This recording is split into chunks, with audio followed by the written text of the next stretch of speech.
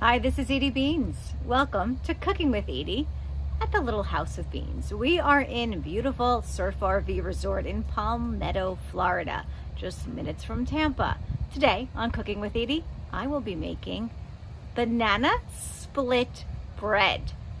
Sounds delicious because it is. It was inspired by my summer that I worked at the Bronx Zoo in New York. They'd be leftover bananas and, well, the crew would make recipes up, and this is one that will be spectacularly delicious. The recipe and links to all the products you see me using here will of course be in the description below. Please do the Little House of Beans the most important favor. Click that like button, hit the notification bell, and please subscribe to our Little House of Beans. A big shout out to our welcome ambassador here at Surf RV, who kindly gifted me this adorable Surf RV straw hat. Thank you, Jimmy.